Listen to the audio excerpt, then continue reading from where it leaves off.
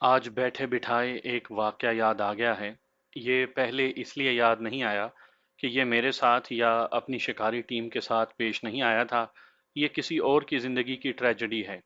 ताल्लुक इसका भी कुत्तों के साथ ही है। मेरी जिंदगी के हर वाकये का ताल्लुक कुत्तों के साथ है। बिल्कुल ऐसे जैसे सियासी लीडरों का ताल्लुक इलेक्शन के साथ होता है। उन्हें ख्वाब में भी पर्चियां, बैलेट बॉक्सेस और पोलिंग स्टेशंस नजर आते रहते हैं।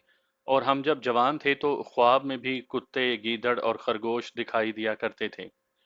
ये वाकया जो बड़ा दर्दनाक हादसा था, यूं हुआ था कि एक बार हम शिकार को गए तो इधर से हमने दो खरगोशों के पीछे कुत्ते छोड़े, तो वो कटी फटी जमीन, टीलों की मिट्टी की कुदरती दीवारों यानी धंधियों, उसमें हमारी नजरों से ओझल हो गए। मैं आपको कई बार सुना चुका हूं कि हमारा इलाका कैसा है।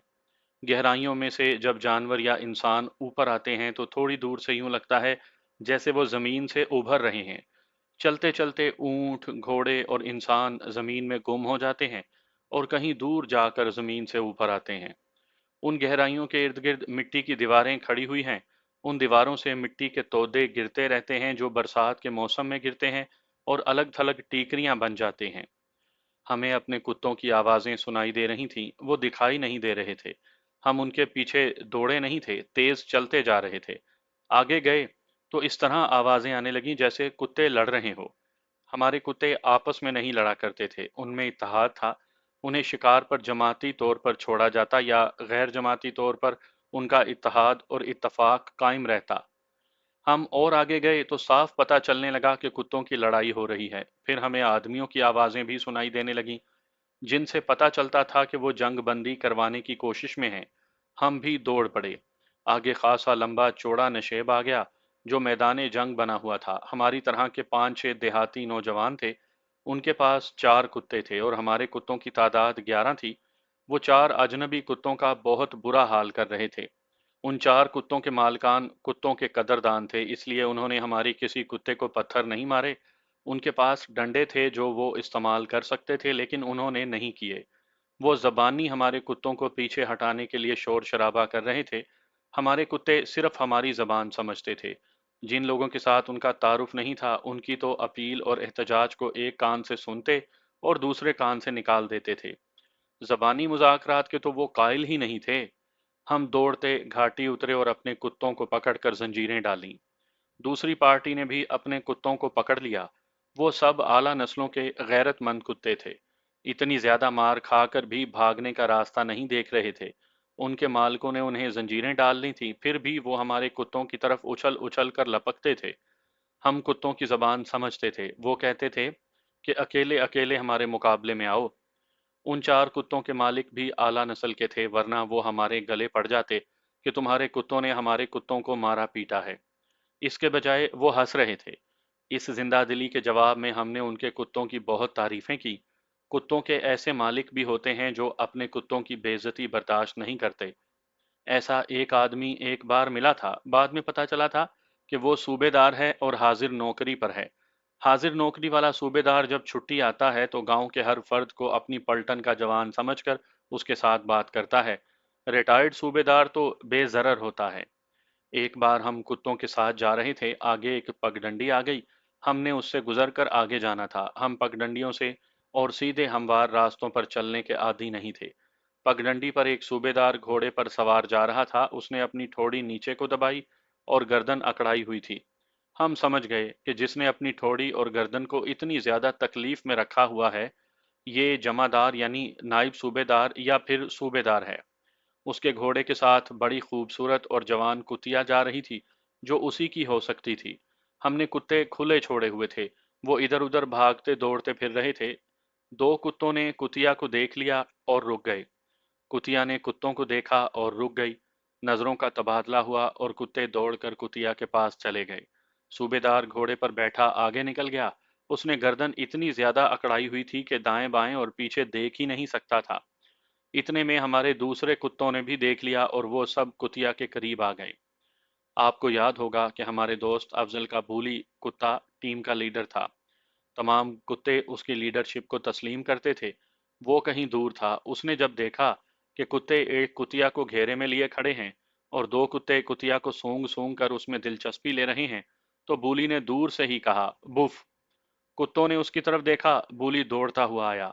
ٹیم میں دو تین خوشامدی کتے تھے، وہ بولی کو آتا دیکھ کر ایک طرف ہٹ گئے اور دوسرے ایک ایک دو دو قدم پیچھے ہٹے اور بولی کو دیکھنے لگے۔ بولی نے کتیا کے منہ سے اپنا منہ لگایا، پھر اس نے اپنی ٹیم کے کتوں کو گھورا۔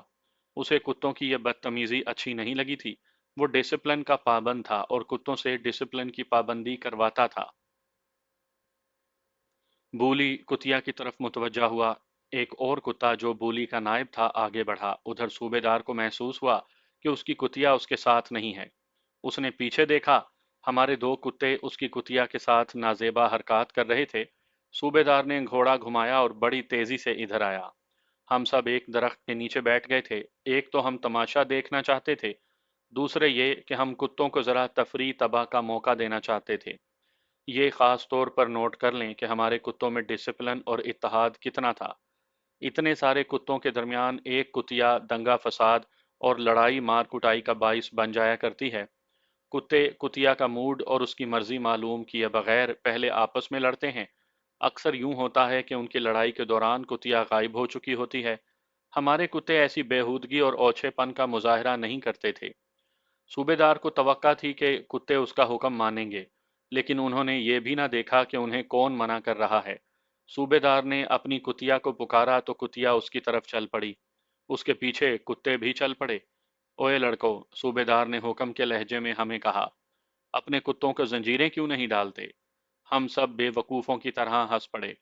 دانت مت نکالو، اس نے کہا، میں صوبے دار ہوں، ان کتوں کو پکڑو۔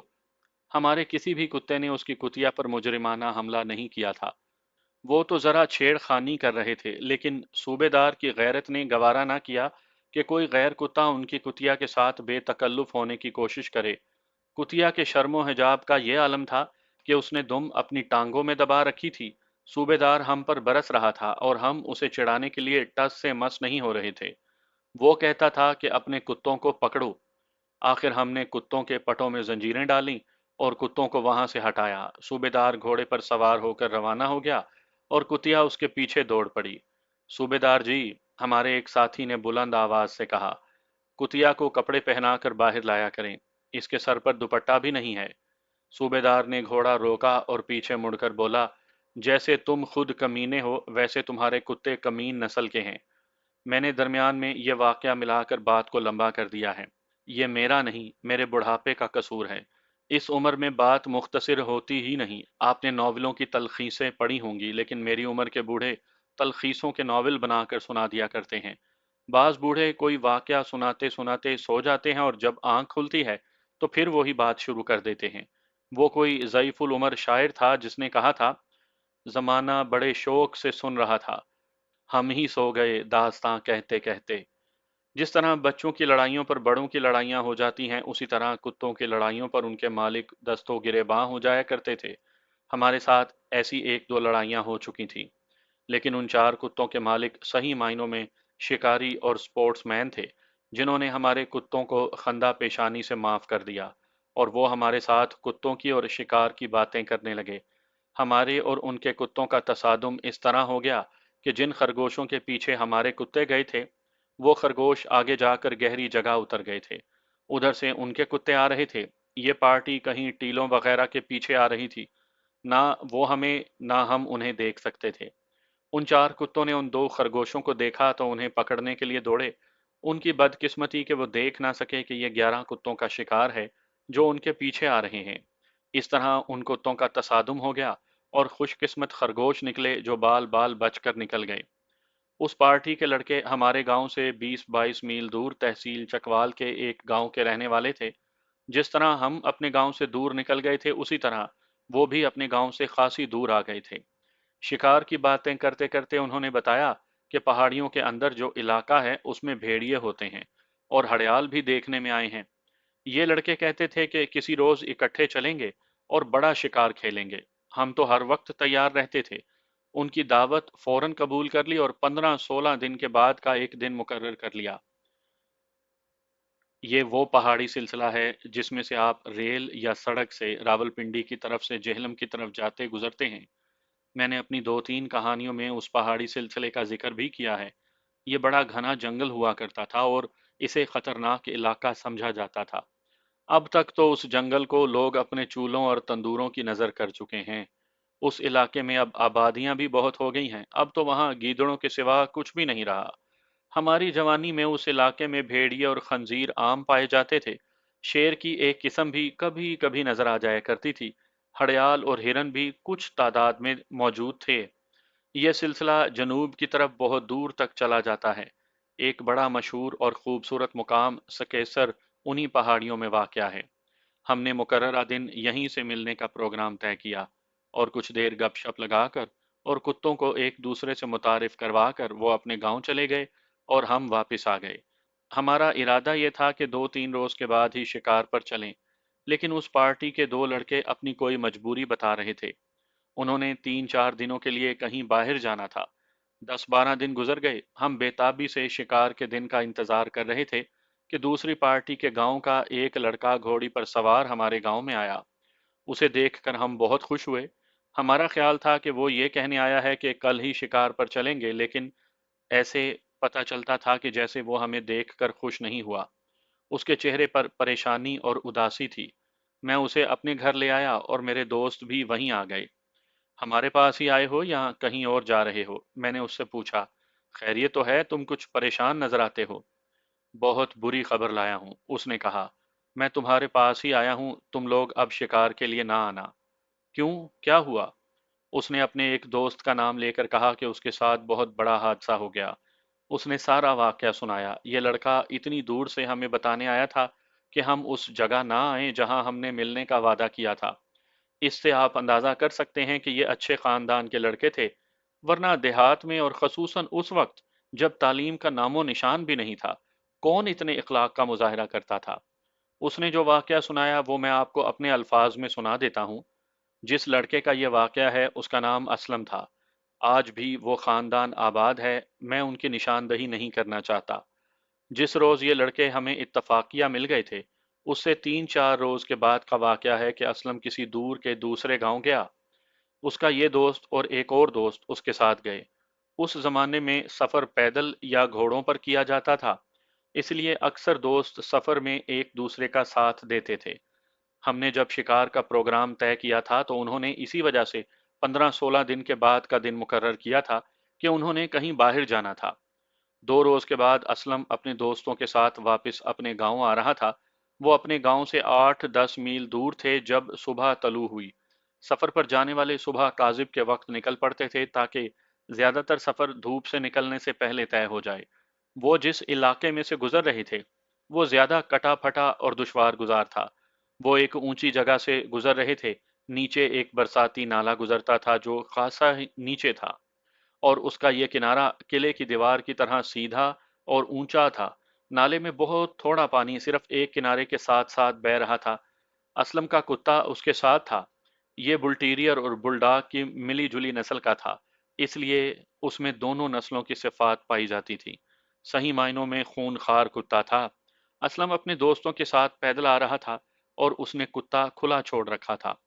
तीनों दोस्त आपस में गपशप लगाते आ रहे थे। कुत्ते की तरफ उनका ध्यान नहीं था। वो बरसाती नाले के बुलंद किनारे के ऐन ऊपर आए तो उन्हें अपने कुत्ते के गुर्राने की आवाजें आईं, जिनकी तरफ उन्होंने तवज्जो नहीं दी। फिर कुत्ते की आवाजें खत्म हो गईं और कुछ देर के बाद कुत्ता जरा बुलंद आवाज से गुर्राया और भौंका भी। ये आवाजें कुछ दूर की थीं। असलम के एक दोस्त की नजर नीचे नाले पर पड़ी। मैं आपको ये भी बता दूं कि जिस तरफ ये लड़के थे वो किनारा बहुत ऊंचा था, जैसे वो 3 मंजिला मकान की छत पर खड़े हों। नीचे नाला था जिसे हमारी जबान में कस कहते हैं। दूसरा किनारा था ही नहीं। उस तरफ वीरान और बंजर इलाका था। वहीं से यह नाला मुड़ता था। वो देखो, असलम के एक दोस्त ने कहा। ये तो अपना कुत्ता है। उन तीनों ने देखा। एक औरत थी जिसकी उन तीनों की तरफ पीठ थी। उससे थोड़ी दूर एक आदमी दौड़ा जा रहा था और असलम का कुत्ता उस आदमी पर हमले कर रहा था। लो भाइयों, असलम ने कहा, हम मारे गए। ये कोई मियाँ बीवी हैं और हमारा कुत्ता उन पर टूट पड़ा है। आदमी बेवकूफ लगता है, असलम के एक दोस्त ने कहा। कुत्ते के आगे दौड़ पड़ा। बैठ जाए तो कुत्ता उसे कुछ भी ना कहे। यहाँ खड़े तमाशा ना देखो। असलम ने कहा, नीचे उतरो और उस बेचारे को छुड़ाओ। औरत उस आदमी की तरफ चल पड़ी थी और उसे कुछ कह रही थी। हमें नीचे उतरने की कोई जगह नजर नहीं आ रही थी। हम आगे को दौड़े और एक घाटी आ गई जो नीचे उतरती थी। असलम के पास रंगदार दस्ते वाली कुल्हाड़ी थी जिसका फल बड़ा तेज और चमकदार था, और उसके दोस्तों के पास लाठियां थीं। उस वक्त ये कुल्हाड़ी या एक ये खूबसूरत लाठी जेवर की तरह मर्द अपने साथ रखते थे। सफर पर तो कुल्हाड़ी या लाठी का साथ होना वैसे भी लाजमी समझा जाता था। कुल्हाड़ी का फल एक तो कुल्हाड़ी की खूबसूरती के लिए चमका कर रखा जाता था, और एक वजह यह भी बयान की जाती थी कि रात के सफर में अगर चुड़ैल मिल जाए तो वो चमकती हुई कुल्हाड़ी को देखकर भाग जाती है। तीनों घाटी उतरकर नाले में गए तो तीनों ने उस आदमी को पुकार कर कहा कि वो दौड़े नहीं और बैठ जाए। उस वक्त तक कुत्ता उसके कपड़े फाड़ चुका था। वो उनसे खासा दूर था, फिर भी उसके सफेद कपड़ों पर खून की सुर्खी साफ नजर आ रही थी। उनकी पुकार पर औरत ने मुड़कर उनकी तरफ देखा। ये तीनों औरत का चेहरा देखकर सुन्न होकर रह गए। वो उनसे दूर नहीं थी, यही कोई 15-20 कदम दूर होगी। वो असलम की बहन थी, और उसकी अभी शादी नहीं हुई थी। उसके चेहरे से पता चलता था कि उसकी भी हैरत से वही हालत हुई जो उन तीनों की हुई थी। उन तीनों की हैरत काबिल फहम थी। उसकी बहन यानी असलम की बहन अपने गांव से 8-10 मील दूर सुबह के वक्त इस वीराने में किस तरह आ गई थी।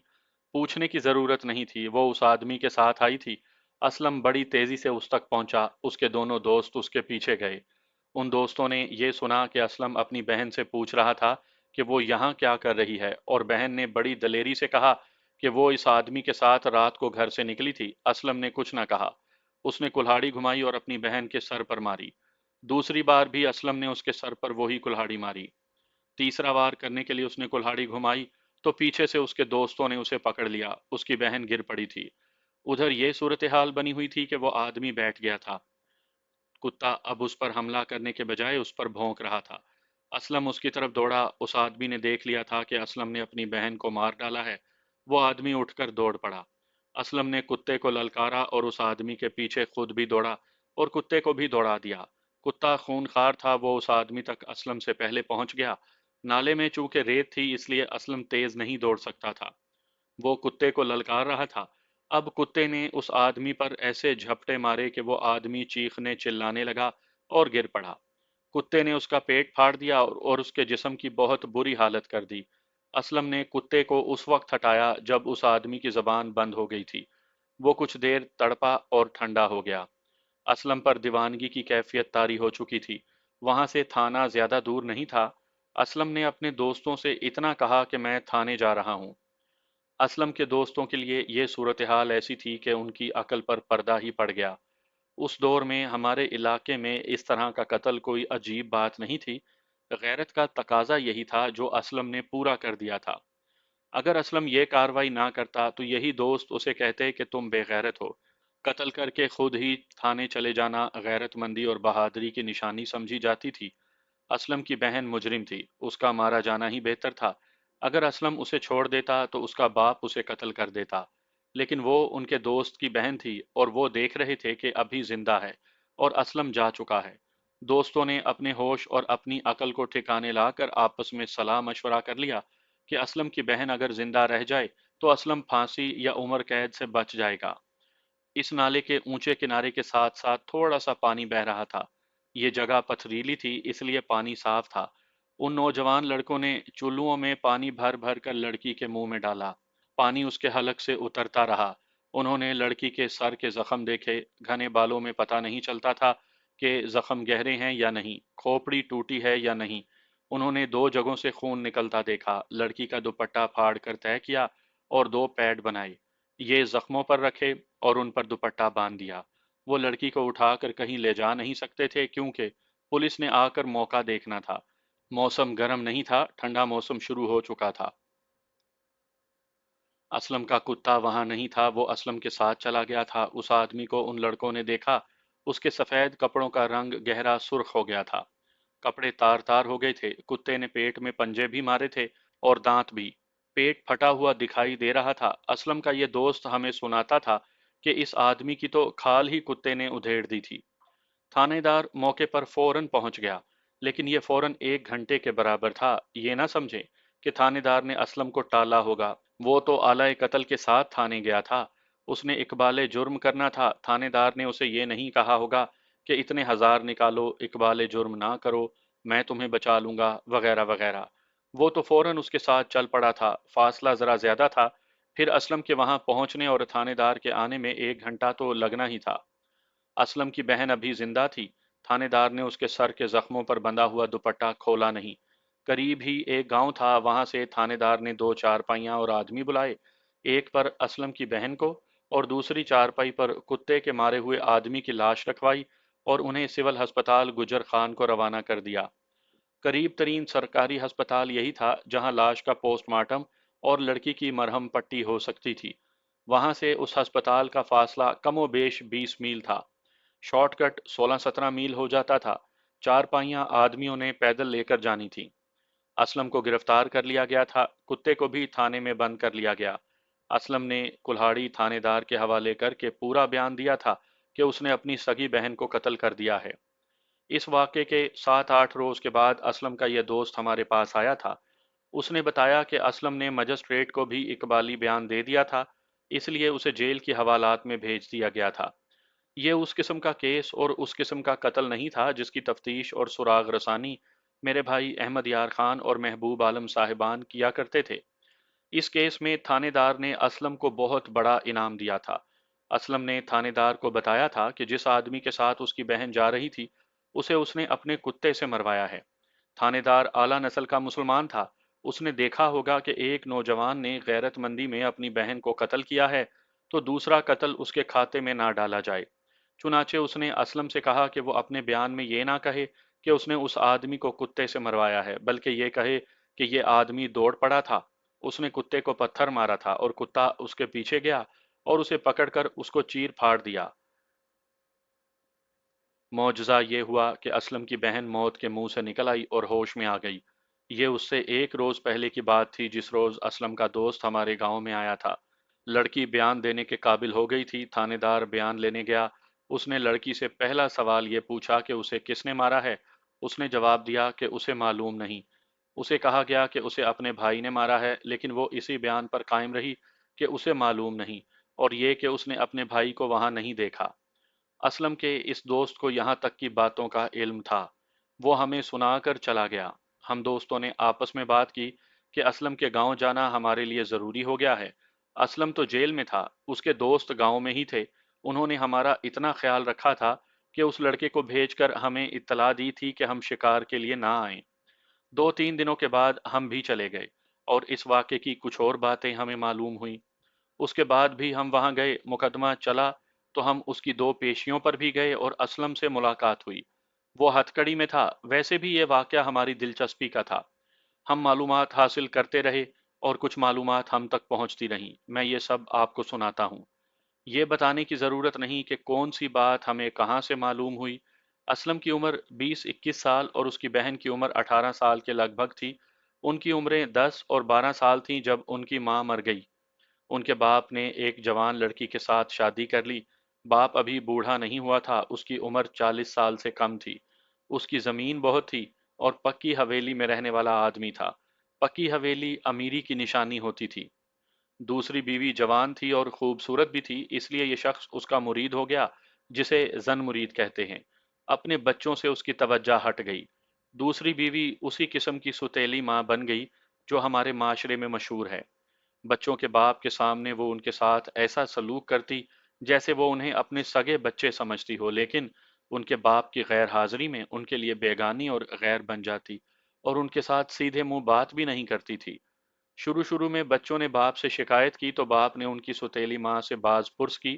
ستیلی ماں نے جھوٹ بول کر انہیں جھٹلا دیا۔ باپ نے انہیں ڈانٹ دیا اور باپ باہر نکل گیا تو ستیلی ماں نے ان کی پٹائی کر دی۔ 2 سال کے بعد ستیلی ماں کا اپنا بچہ پیدا ہوا۔ اسلم باغی اور دلیر تھا، وہ ستیلی ماں کی پرواہ نہیں کرتا تھا، زیادہ وقت گھر سے باہر گزارتا تھا۔ مصیبت میں اس کی بہن گرفتار تھی، ستیلی ماں نے اسے نوکرانی بنا لیا تھا۔ بچے کو زیادہ تر وہی سنبھالتی اور اسے دھوتی اور نہلاتی تھی۔ اس کے باوجود ستیلی ماں اس سے خوش نہیں رہتی تھی، اسے کوستی رہتی اور مار پیٹ بھی لیتی تھی۔ اسلم 15 سال کا ہوا تو اس کے باپ نے گھر کی رکھوالی کے لیے ایک کتا رکھ لیا۔ یہ وہی کتا تھا جس نے ایک آدمی کو چیر پھاڑ کر مار ڈالا تھا۔ یہ کتا میں نے دیکھا تھا۔ دیکھنے میں تو دل کو اچھا لگتا تھا، لیکن اس کی خونخواری بڑی خوفناک تھی۔ اسلم کے 3 دوستوں کے پاس کتے تھے، بالکل ہماری طرح۔ انہوں نے شکار کھیلنا شروع کر دیا۔ میں اس عمر میں انسانی نفسیات کو نہیں سمجھتا تھا۔ آج جب یہ واقعہ یاد آیا ہے تو میں اسلم کی بہن کی نفسیات کی بھی کچھ باتیں کر سکتا ہوں۔ اسلم تو لڑکا تھا، باہر اپنے دوستوں کے ساتھ گھوم پھر کر اور کھیل کود کر دل خوش کر لیا کرتا تھا۔ اس کی بہن اپنی سہیلیوں کے ساتھ باتیں کر کے آنسو بہا لیتی تھی۔ اس کے لیے گھر میں پیار نہیں تھا، باپ کی شفقت بھی نہیں رہی تھی۔ کوئی انسان پیار اور شفقت کے بغیر خوش باش زندگی بسر نہیں کر سکتا۔ اس لڑکی نے کتے کے ساتھ دل لگا لیا۔ لڑکی نے تھانے دار کو جو بیان دیا تھا اس میں اس نے کتے کی محبت کا بھی ذکر کیا تھا۔ وہ کتے کو پاس بٹھا کر دودھ پلاتی تھی، اس کے آگے کھانے کے لیے کچھ رکھتی اور اس کے پاس بیٹھ جاتی، اور اس کے سر کو انگلیوں سے کھجلاتی رہتی تھی۔ اس کے جسم پر ہاتھ پھیرتی اور کوئی دیکھ نہ رہا ہو تو اس کے منہ اور سر پر اپنے گال رگڑتی تھی۔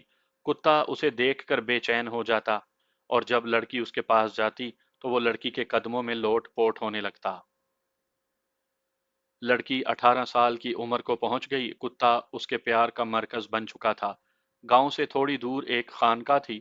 اسلم کی بہن 8-10 دنوں کے بعد اس خانقاہ پر سلام کے لیے جانے لگی۔ اکثر عورتیں ہی اس خانقاہ پر جایا کرتی تھی۔ ستیلی ماں کا دوسرا بچہ بھی پیدا ہو چکا تھا۔ لڑکی کو اب 2 بچے سنبھالنے پڑتے تھے۔ ستیلی ماں کا سلوک ناقابل برداشت ہو گیا تھا۔ اس نے لڑکی کے باپ کو لڑکی کے خلاف کر دیا تھا۔ لڑکیاں باپ کی محبت چاہتی ہیں، مگر یہ باپ اپنی بیٹی کے ساتھ بولتا تک نہیں تھا۔ ایک روز اس خانقاہ پر اس لڑکی کو ایک نوجوان آدمی نظر آیا جو اس وقت کے مردانہ حسن کے مطابق بڑا خوبصورت جوان تھا۔ لڑکی نے اسے اور اس نے لڑکی کو دیکھا۔ لڑکی کو اس آدمی کی آنکھوں میں پیار کی جھلک نظر آئی، اور اس آدمی کو بھی لڑکی اچھی لگی ہوگی۔ لڑکی نے اپنے بیان میں اس آدمی کی پہلی ملاقات اور اس کے بعد کی ملاقاتوں کی باتیں بتائیں۔ اس نے بیان میں کہا کہ اس کے بعد وہ خانقاہ پر زیادہ جانے لگی، پہلے 8-10 روز کے بعد جاتی تھی، پھر تیسرے چوتھے روز جانے لگی۔ دوسری ملاقات میں وہ اس آدمی کے ساتھ خانقاہ سے ہٹ کر ذرا پرے چلی گئی، اور اس آدمی نے بڑے جذباتی انداز میں محبت کا اظہار کیا۔ لڑکی کی یہی کمزوری تھی کہ وہ پیار کی پیاسی تھی۔ اس آدمی نے جب بے غرض محبت کا اظہار کیا تو لڑکی اسی کی ہو کر رہ گئی۔ گھر میں لڑکی کے لیے پھٹکار کے سوا کچھ بھی نہیں تھا۔ گھر میں اگر وہ پیار کا اظہار کرتی بھی تو وہ اس کا کتا تھا یا اس کا بھائی اسلم تھا، جس کے ساتھ وہ دل کی 1-2 باتیں کر لیا کرتی تھی۔ اسلم اس کی باتیں سنتا اور اس کے دل کے زخموں پر محبت کے الفاظ کی مرہم لگا دیتا تھا، لیکن اس کی تشنگی کی تسکین پوری طرح نہیں ہوتی تھی۔ یہ تسکین اسے خانقاہ سے مل گئی۔ اس آدمی کے ساتھ وہ مکمل طور پر بے تکلف ہو چکی تھی۔ یہ بے تکلفی ہر لحاظ سے پاک صاف تھی۔ ان دونوں نے شادی کا فیصلہ کر لیا۔ شادی سیدھے طریقے سے بھی ہو سکتی تھی، لیکن یہ آدمی دوسری ذات اور برادری کا تھا۔ اسے اس لڑکی کا رشتہ نہیں مل سکتا تھا۔ اس آدمی نے، جو عمر کے لحاظ سے لڑکی سے 3-4 سال بڑا تھا، اسے کہا کہ وہ اگر اس کے ساتھ گھر سے بھاگ آئے تو ان کی شادی ہو جائے گی، اور وہ اسے باعزت طریقے سے اپنے گھر میں رکھے گا۔ پیار اور محبت کے معاملے میں لڑکی خطرناک حد تک جذباتی تھی۔ وہ گھر سے نکل جانے کے لیے تیار ہو گئی۔ میں آپ کو لڑکی کا بیان سنا رہا ہوں جو اس نے تھانے دار کو دیا تھا۔ اس نے کہا کہ اسلم نے 2 دنوں کے لیے ایک اور گاؤں میں کسی کام سے جانا تھا۔ لڑکی اس کی غیر حاضری میں گھر سے نکلنا زیادہ بہتر سمجھتی تھی۔ اسلم کتے کو ساتھ لے کر اس گاؤں کو چلا گیا جہاں اس کا کوئی کام تھا۔ لڑکی خانقاہ پر گئی۔ اس نے اس آدمی کو بتایا ہوا تھا کہ فلاں دن وہ خانقاہ پر آئے تاکہ گھر سے نکلنے کی رات مقرر کی جائے۔ وہ آدمی خانقاہ کے قریب ایک جگہ کھڑا اس کا انتظار کر رہا تھا۔ انہوں نے اگلی رات مقرر کر لی۔ اس آدمی کا گاؤں لڑکی کے گاؤں سے 7-8 میل دور تھا۔ لڑکی نے جب اسے پہلی بار خانقاہ پر دیکھا تھا اس وقت یہ آدمی اس خانقاہ کے سلام کے لیے نہیں آیا تھا۔ وہ ادھر سے گزر رہا تھا تو اس نے لڑکی کو دیکھ لیا۔ اس نے یہ بات لڑکی کو خود بتائی تھی کہ وہ اسے دیکھنے کے لیے خانقاہ کے اندر چلا گیا تھا۔ اس کے بعد وہ 7-8 میل دور سے لڑکی سے ملنے آیا کرتا تھا۔ وہ لڑکی کو بتا جاتا تھا کہ وہ فلاں دن آئے گا۔ اس طرح ان کی ملاقاتیں ہوتی تھی۔ مقررہ رات لڑکی آدھی رات کے بعد گھر سے نکلی۔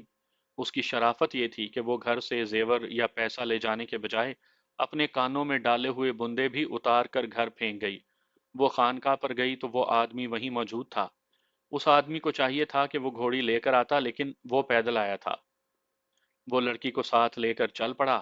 اس آدمی کا گاؤں 7-8 میل دور تھا۔ یہ فاصلہ 2 گھنٹوں میں طے ہو جانا تھا، لیکن فاصلہ بڑھتا ہی گیا اور دوسرے صبح کی اذان کی آواز آنے لگی۔ لڑکی نے محسوس کیا کہ اس آدمی نے اسے اپنا جو گاؤں بتایا تھا وہ اسے اس طرف نہیں لے جا رہا۔ اس نے اس آدمی سے پوچھا کہ وہ کس طرف جا رہا ہے۔ میں تمہیں اپنے گاؤں نہیں لے جا رہا، اس آدمی نے جواب دیا۔ پہلے میں تمہیں اپنے ایک دوست کے گاؤں لے کر جاؤں گا، وہ گاؤں زیادہ دور ہے۔ 4-5 روز ہم اس دوست کے گھر رہیں گے، نکاح وہیں پڑھایا جائے گا، اور اس کے بعد میں تمہیں اپنے گھر لے جاؤں گا۔ کچھ دیر کے بعد صبح طلوع ہونے لگی۔ دن کی روشنی میں آگے جانا خطرناک تھا۔ اس آدمی نے کہا کہ ہو سکتا ہے کہ ان کے تعاقب میں آدمی آ رہے ہوں، اس لیے بہتر ہے کہ یہیں دن میں کہیں چھپ کر گزارا جائے اور رات کو سفر کیا جائے۔ لڑکی کو اس پر بھروسہ تھا، اس لیے وہ اسے جو بھی کچھ کہتا وہ مان لیتی۔ وہ جس علاقے میں سے گزر رہے تھے وہ بالکل ویران اور اجاڑ علاقہ تھا۔ وہاں لمبے چوڑے ٹیلے تھے، گلیوں جیسی گہرائیاں تھیں، چھوٹے بڑے کھڈ بھی تھے، درخت بھی خاصے زیادہ تھے۔ چھپنے کے لیے یہ علاقہ بڑا اچھا تھا۔ وہ ٹیلوں کے اندر چلے گئے۔ ایک بڑا چوڑا ٹیلا جو دیوار کی مانند تھا، نیچے سے اس طرح پھٹا ہوا تھا کہ ایک کھو بنی ہوئی تھی جو کچھ دور اندر تک چلی گئی تھی۔ اس کی چوڑائی اور اونچائی بھی زیادہ تھی۔ وہ اس میں بیٹھ گئے۔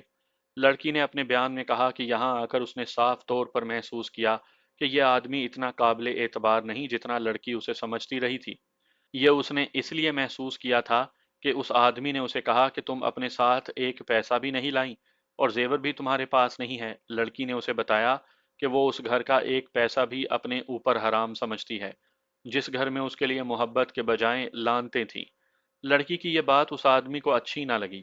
اس نے کچھ ایسی باتیں کی جو لڑکی کو بھی نہ اچھی لگیں۔ پھر اس آدمی نے لڑکی کے ساتھ کچھ اور ہی طرح کی چھیڑ چھاڑ شروع کر دی۔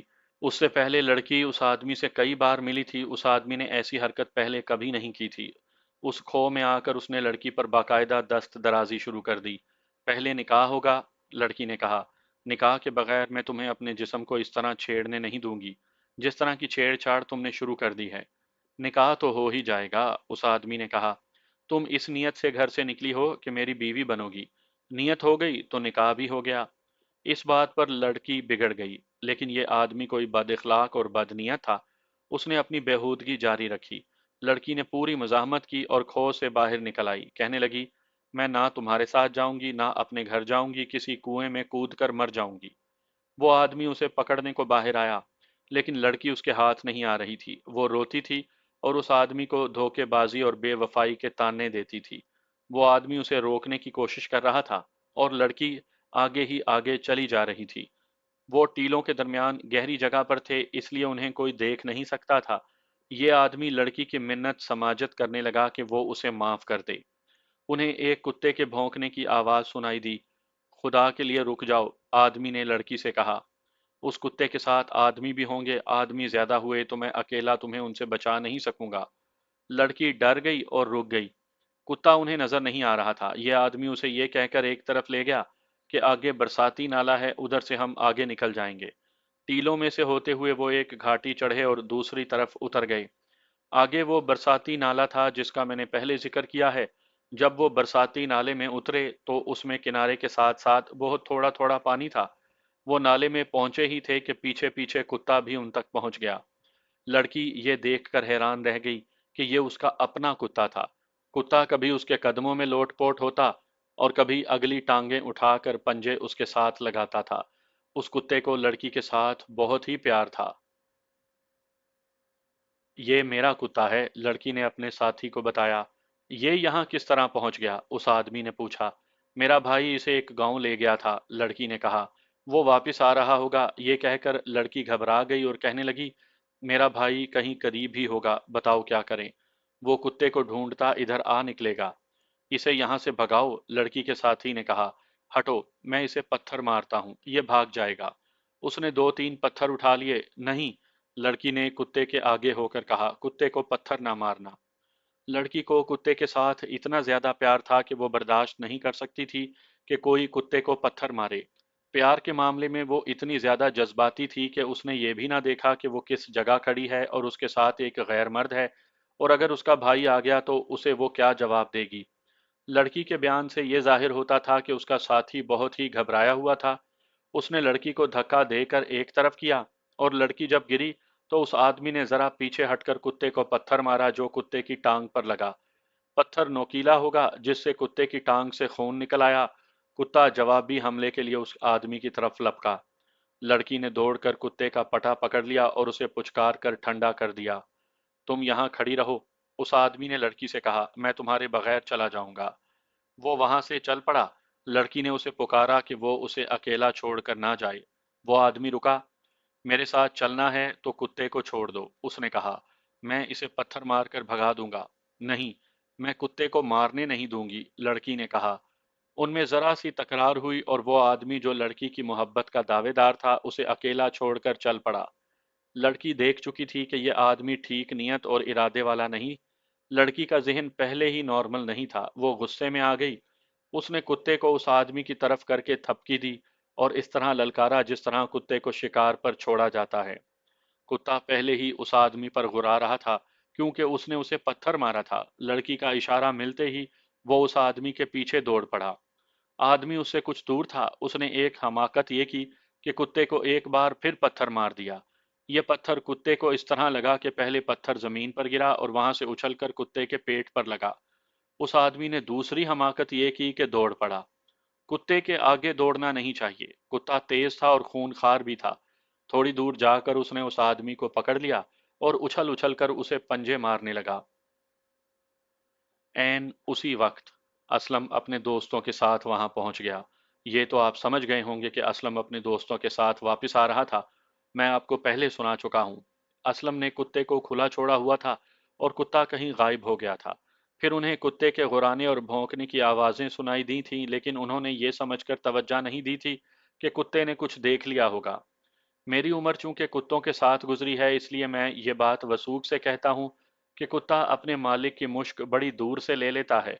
उस कुत्ते ने उस लड़की की मुश्क ले ली थी। मुझे यकीन है कि उस वक्त हवा का रुख लड़की की तरफ से कुत्ते की तरफ था। वो उस मुश्क पर लड़की तक पहुंच गया। ये भी मैं आपको सुना चुका हूं कि असलम के एक दोस्त ने बरसाती नाले के बुलंद किनारे के ऊपर से देख लिया था कि नाले में एक औरत उनकी तरफ पीठ किए खड़ी है और असलम का कुत्ता एक आदमी पर झपट रहा है। तीनों दोस्त दौड़ते हुए नीचे उतरे। उन्होंने उस आदमी को पुकार कर कहा कि वो बैठ जाए। उस औरत ने जब मुंह इधर किया तो वो असलम की बहन निकली। फिर असलम ने जो खौफनाक कार्रवाई की मैं वो भी सुना चुका हूँ। असलम की बहन ने पहले मुड़कर देखा था और उसके चेहरे पर हैरत और खौफ का तासुर आ गया था। इससे साबित होता है कि उसने अपने भाई को और उसके दोस्तों को पहचान लिया था, लेकिन थानेदार को बयान देते हुए उसने अपने भाई का नाम नहीं लिया। मैं कुत्ते को देख रही थी, उसने बयान यहाँ खत्म किया। कुत्ता उस आदमी पर झपट रहा था। पीछे से किसी ने मेरे सर पर कोई चीज मारी। फिर यही चीज मुझे एक बार फिर लगी और मैं बेहोश हो गई। यहाँ तक तो इस वाकया की कहानी है। उसके बाद मुकदमे की तफसीलात हैं जो मैं बयान नहीं कर सकता क्योंकि मैं तो सिर्फ दो पेशियों पर गया था। उस उम्र में हमें खाक भी समझ नहीं आती थी कि अदालत में हो क्या रहा है। आपको ये भी नहीं बता सकता कि गवाहों पर कैसी कैसी जिरा हुई और आखिर में वकीलों ने अपनी अपनी बहस में क्या क्या दलाइल पेश किए। मैं दो तीन मोटी मोटी बातें सुना सकता हूँ। लड़की का बयान अदालत में हुआ तो दोनों तरफ के वकीलों ने, यानी सरकारी और सफाई के वकीलों ने, उससे पहला सवाल ये किया कि उसके सर पर कुल्हाड़ी की दो जरबें किसने लगाईं। मुझे कुछ पता नहीं, उसने जवाब दिया। मुझे ये भी पता नहीं कि मेरे सर पर कुल्हाड़ी की जरब लगाई गई थी। कुल्हाड़ी मारने वाले को मैंने नहीं देखा था। तुम्हारे भाई ने इकबाली बयान दिया है कि उसने तुम्हारे सर में कुल्हाड़ी की दो जरबें लगाई थीं। सरकारी वकील ने पूछा, क्या ये सही है? नहीं, लड़की ने कहा, यह झूठ है कि मेरे भाई ने मुझे मारा था। अंदाजा किया जा सकता है कि उस लड़की पर सरकारी वकील ने कितनी जिरह की होगी, और मैं हैरान हूं कि उस देहाती लड़की ने उस जिरह का मुकाबला किस तरह किया होगा। असलम ने अपने इकबाली बयान में कोई बात नहीं छोड़ी थी। उसने ये भी कहा था कि उसके साथ दो दोस्त भी थे और उनके सामने ये वकूआ हुआ है। उन दोस्तों को भी गवाहों के तौर पर पेश किया गया था। मैं पहले बता चुका हूं कि मैंने मुकदमे की पूरी कार्रवाई नहीं सुनी। अलबत्ता असलम की बहन के बयान के अलावा ये बता सकता हूं कि असलम के सफाई के वकील ने फौरी इश्तिहाल साबित कर दिया था। यानी उसने भी ये तस्लीम किया था कि अपनी बहन को कत्ल के इरादे से उसी ने कुल्हाड़ी मारी थी। लेकिन इरादा कत्ल का बायस ये था कि गांव से इतनी दूर उसने अपनी बहन को एक वीराने में गैर मर्द के साथ देखा था। थानेदार के कहने पर असलम ने अपने इकबाली बयान में यह तस्लीम नहीं किया था कि उस आदमी को उसने खुद कुत्ते से मरवाया था। दिलचस्प बात यह है कि कुत्ते को भी अदालत में पेश किया गया था। उसे पेश करने की दरखास्त सफाई के वकील ने दी थी। वो कुत्ते की टांग का जख्म अदालत में दिखाकर ये साबित करना चाहता था कि उस आदमी ने कुत्ते को पत्थर मारा और उसके आगे आगे दौड़ पड़ा था। लड़की ने भी यही बयान दिया था। सेशन कोर्ट ने कत्ल का बाइस फौरी इश्तेहाल तस्लीम कर लिया और असलम को जेर दफा 307 5 साल सजाए कैद दी। यह ऐसा केस था जिसमें शक के फायदे की बहुत गुंजाइश थी। हाई कोर्ट में अपील दायर की गई। सफाई का यही वकील हाई कोर्ट में पेश हुआ था। उसने असलम को शक का फायदा दिला दिया और हाई कोर्ट ने उसे बरी कर दिया। उस आदमी के कत्ल का इल्जाम से तो सेशन कोर्ट ने ही उसे बरी कर दिया था।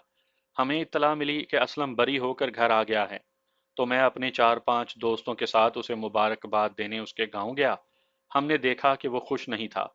हम समझे कि वो इसलिए खुश नहीं कि सारे इलाके में ये बात फैल गई थी कि उसकी बहन घर से भाग गई थी और एक आदमी के साथ पकड़ी गई थी। लेकिन 2 3 रोज के बाद हमें पता चला कि उसके अंदर एक आग लगी हुई थी जो उसे चैन नहीं लेने दे रही थी।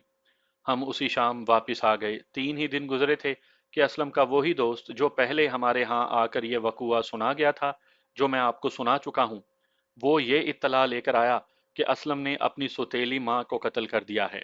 उसने कत्ल इस तरह किया कि अपने बाप को, अपनी बहन को और अपनी बरादरी के 1 2 बुजुर्गों को अपने घर में एक जगह बिठाया और उसने सौतेली माँ को उनके सामने खड़ा करके कहा कि इस औरत की बदसलूकी से मेरी बहन तंग आकर एक धोखेबाज आदमी के साथ घर से निकली और मैंने अपनी बहन के सर में कुल्हाड़ियां मारी। इस बहन के साथ मुझे इतना ही प्यार है जितना अपनी माँ के साथ था।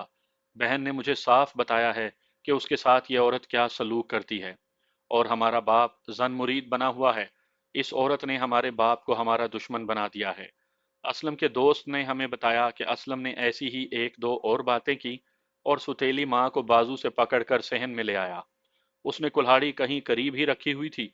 किसी को शक भी ना हुआ कि ये कोई खतरनाक कार्रवाई करने लगा है। उसने यूं किया कि सुतेली माँ को एक सेकंड में नीचे गिरा दिया। उसने कुल्हाड़ी जो करीब ही रखी हुई थी वो उठा ली। सुतेली माँ अभी उठने भी ना पाई थी कि असलम ने कुल्हाड़ी की एक ही जर्ब से उसकी गर्दन साफ काट दी। सर जिस्म से अलग हो गया। वो तो अपने बाप को भी खत्म कर देता, लेकिन अपने जिन बुजुर्गों को असलम ने बुलाया हुआ था, उन्होंने उसके बाप को एक कमरे में बंद कर दिया और असलम पर काबू पा लिया। असलम खून आलूद कुल्हाड़ी साथ लेकर थाने जा पहुंचा और वहां बताया कि वो अपनी सौतेली माँ को कत्ल कराया है। आगे आपको मालूम है कि पुलिस ने क्या कार्रवाई की होगी। इस केस का अंजाम ये हुआ कि उसे सजाए मौत हो गई, जो अपील में भी बरकरार रही। पहले तो बहन ने उसे ये कहकर बचा लिया था कि उसे भाई ने कुल्हाड़ी नहीं मारी, मगर अब केस इतना साफ था कि उसे इंतहाई सजा दी गई। इंतहाई सजा देने की एक वजह यह भी थी कि सरकारी वकील ने पिछला केस अदालत के सामने रख दिया था। 5 महीनों के बाद असलम को फांसी दे दी गई और उसकी लाश गांव में आ गई। कुछ अरसे के बाद पता चला कि असलम की बहन अपने भाई की कब्र पर बैठी रहती है। उसने कब्र के इर्द गिर्द पौधे लगा रखे हैं और पानी का घड़ा लेकर कब्र पर और पौधों पर छिड़काव करती रहती है। उसकी शादी ना हो सकी। कमोबेश 30 साल बाद भी, जब उसकी उम्र तकरीबन 50 साल हो गई थी, वो भाई की कब्र पर पानी छिड़क रही थी और एक रोज कब्र पर ही मुर्दा पाई गई।